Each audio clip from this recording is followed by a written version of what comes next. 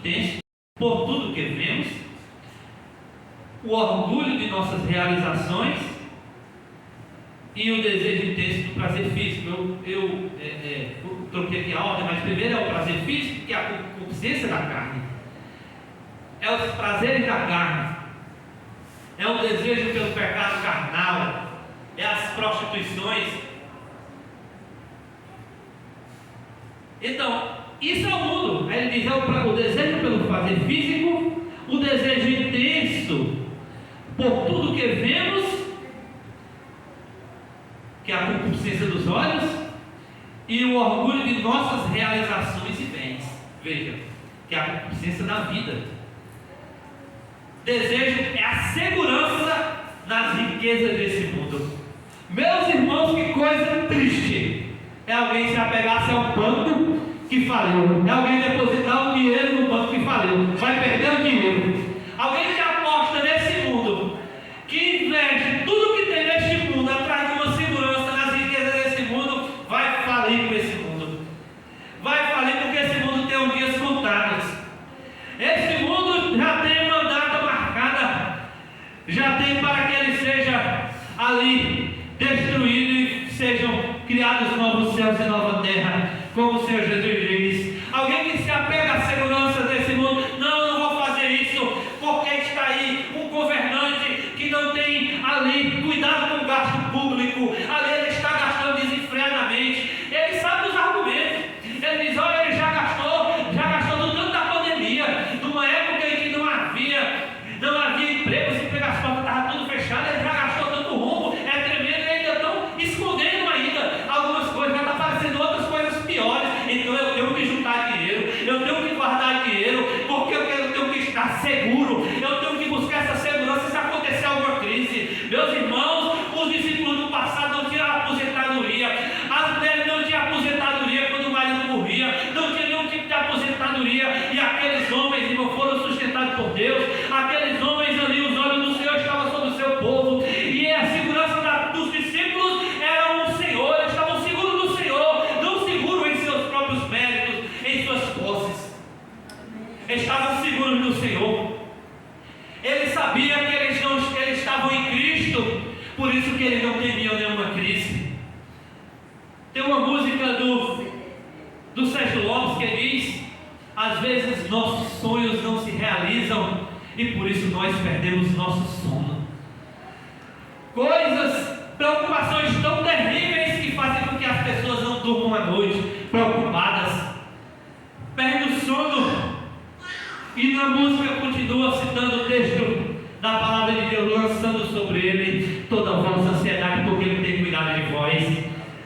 Perdem o sono por causa das coisas desse mundo, querem os prazeres desse mundo, são ali levados aos deleites, às coisas que ele vê, o desejo desenfreado por aquilo que ele vê, que alimenta a carne. O Senhor diz: aqueles que vivem dessa maneira, o amor do Pai não está nele. E ele diz: e o mundo passa, e essas coisas passam. O que é melhor? É nós nos apegarmos ao que é eterno ou o que é temporal? Claro que é o que é eterno.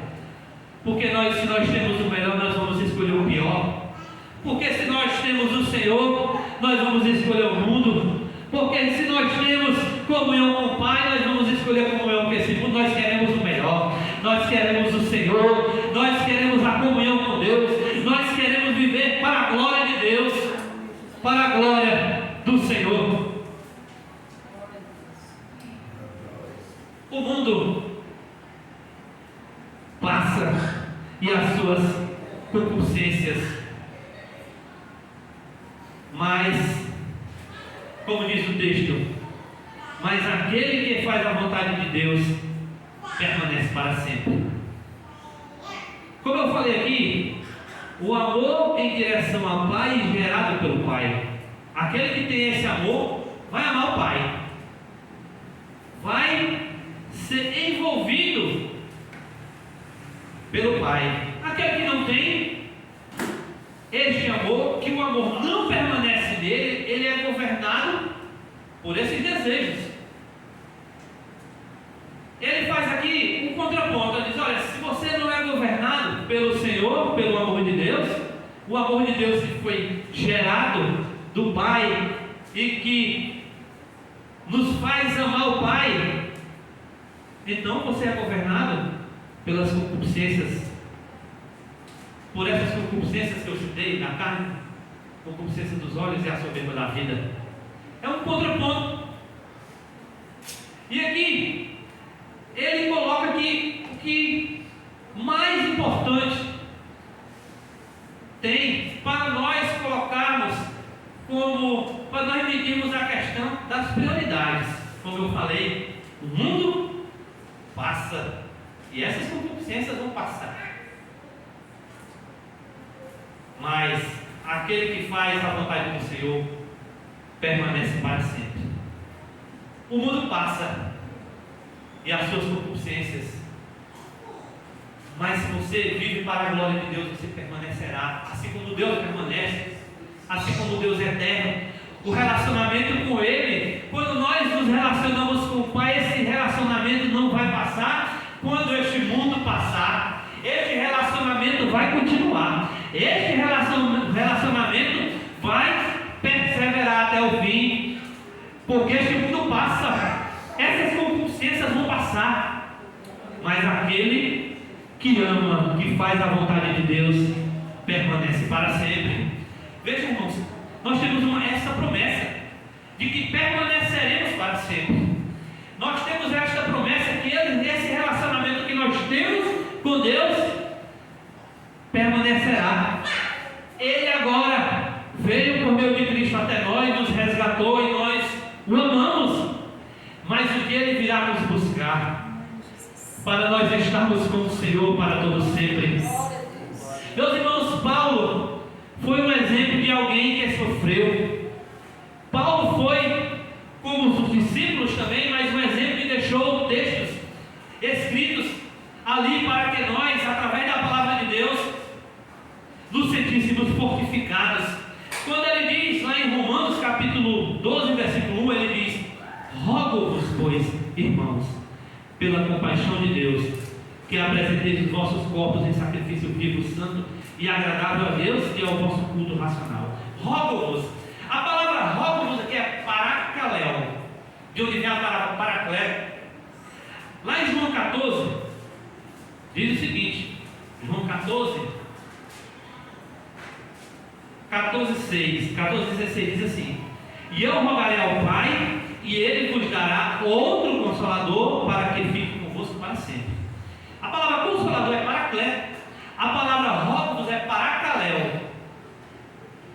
Esse rogar é você convocar alguém para estar do lado e ajudar. Paracleto, rogo-vos.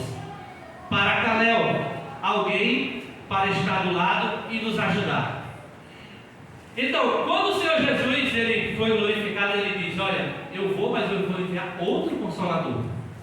O outro que é Alos, um do mesmo tipo, e vou mandar um paracleto, alguém que foi convocado para ajudar vocês. Aí Paulo diz: rogo-vos, irmãos. Ele usa a palavra paracaléu.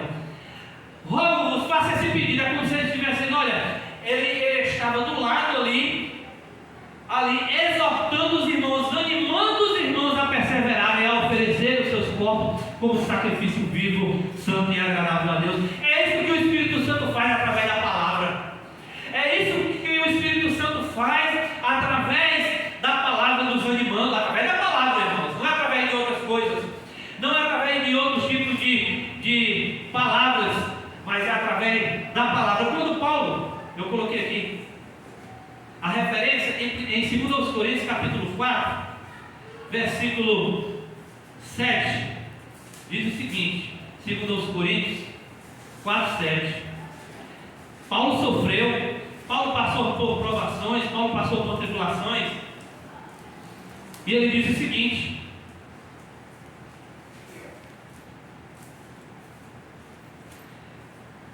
temos, porém, este tesouro que está dentro de nós, em vaso de barro, para que a excelência do poder seja de Deus e não de nós. Aí ele diz: em tudo somos atribulados, Em tudo somos atribulados, mas não angustiados.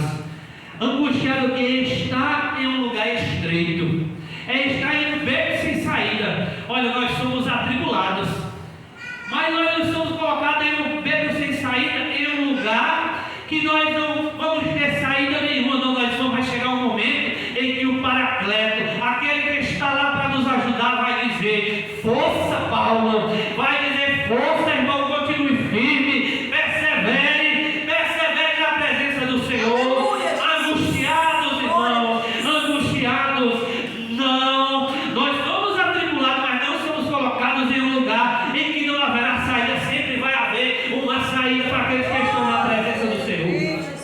Sempre vai haver. O Paracleto estava lá ajudando Paulo, o Espírito Santo estava lá como está com a sua igreja.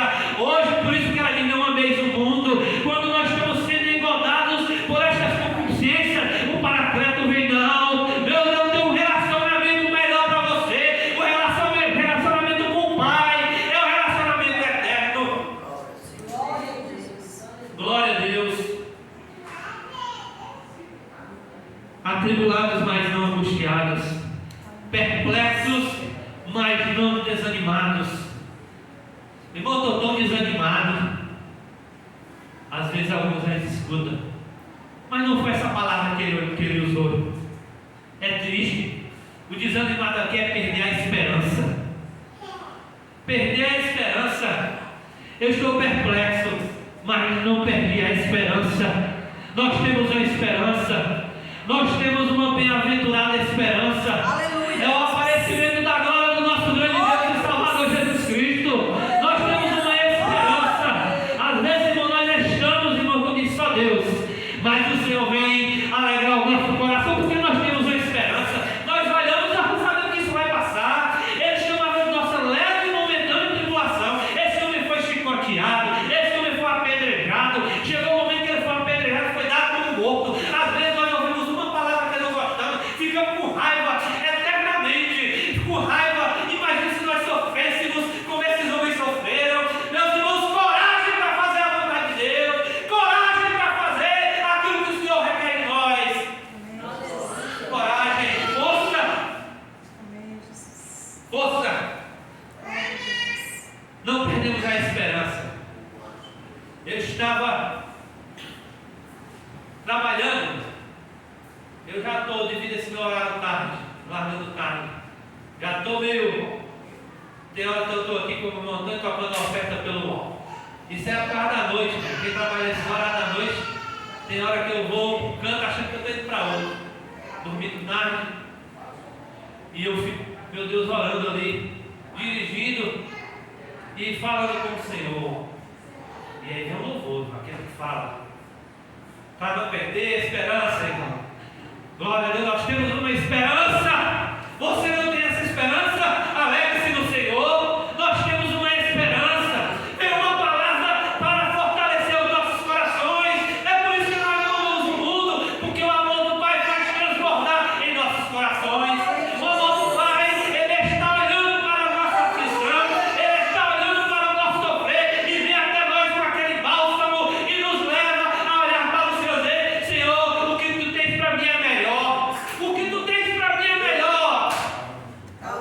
Não perdemos a esperança. Glória a Deus. Desamparados.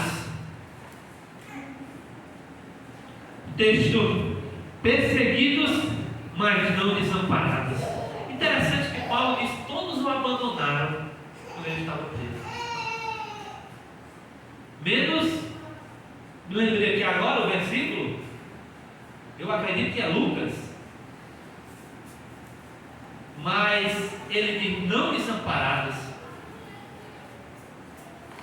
Abandonado, significado de desamparado, abandonado e deixado em grandes dificuldades. Meus irmãos, a dificuldade que Paulo passou era muito maior do que a minha, mas ele dizia que a palavra que ele usou era essa, que ele não foi abandonado em grandes dificuldades. Nós temos o Senhor conosco, irmãos.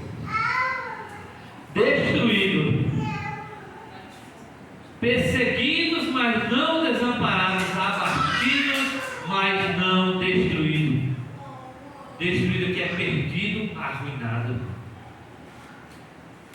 Paulo morreu em Roma, decapitado, segundo a história. Paulo está na glória. Os discípulos, muitos irmãos que partiram, estão com o Senhor. E nós, irmãos, um dia estaremos com o Senhor. Nós um dia estaremos com Ele. Porque nós amamos o Pai. Se alguém ama o Pai, o amor do mundo não está nele. Este amor não está em nós. Nós cremos no Filho e nos relacionamos com o Pai. Essas concupiscências, porque esses desejos desenfreados não nos dominam mais. Essas concupiscências, concupiscência da carne, concupiscência dos olhos soberbos da vida, não nos dominam porque não é do Pai, é do mundo. E este mundo vai passar. Amém, Jesus. E estas concupiscências, mas nós, aquele que faz a vontade de Deus, permanece para sempre. Nós permaneceremos. Nós permaneceremos, porque os nossos olhos estão no Senhor. Nós aguardamos a sua volta. Nós fomos conquistados pelo Senhor. E hoje nós o amamos por aquilo que Ele fez por nós. Amém, Jesus. Glória a Deus. Esse sistema de coisas, o Aion, que está se organizando para a vida do Anticristo. O mundo persegue a igreja. Vem para nos perseguir. Ela odeia a igreja. Ontem, um rapaz, aqui tarde à noite, passou aqui, aí pediu ali a comida, ele foi até em casa, lá na frente de casa, ele se sentou em frente lá, e eu fiquei sentado junto com ele, já era meia-noite ou mais, e aí ele começou ali a citar a Bíblia e começou a falar em língua. Aí eu, pai, não faça isso não. E ele se levantou ali já com raiva, chamei ele de fazer uma oração por você. Ele voltou resmungando, com raiva, falando muito alto, as pessoas vizinhas ali saíram na sacada ali da sua casa. E ele voltou, olha logo. E eu, aí sei que ele saiu, não deixou nem orar, saiu correndo. Mas irmãos, ele estava ali, via a ira assim nos olhos dele. O mundo, irmão, o inimigo nos odeia. O inimigo nos odeia. Se ele pudesse, ele fazia isso aqui, ele nos destruía. Ele nos colocava em um lugar sem saída. Ele vive nos cercando, mas o Senhor não nos desampara. O Senhor está conosco. Isso aqui, irmãos, é só uma casca. Nós temos dentro de nós aqui o Espírito de Deus, o Espírito Santo. Esse corpo um dia vai ser transformado. Nós ainda temos essas fraquezas que querem nos levar a errar, a falhar com o Senhor, mas nós temos um Paracleto que está conosco, nos ajudando, nos fortalecendo, nos incentivando. E temos a promessa: este mundo vai passar, mas nós permaneceremos com o Senhor para todo sempre. Este corpo será transformado. Nós receberemos um corpo incorruptível e estaremos com o Senhor para todo sempre. Não levados mais por essas coisas, porque lá isso não existirá. Nada, isso que opera neste mundo não existirá mais naquilo que no lugar onde o Senhor tem preparado para nós. Então permaneçamos firmes na presença do Senhor. Permaneçamos firmes, busquem ao Senhor, alegrem-se no Senhor, louve ao Senhor. Porque, irmãos, Ele nos ama. Ele nos ama. E Ele quer a cada dia, irmãos, um relacionamento mais íntimo e próximo conosco. Em nome de Jesus. Amém.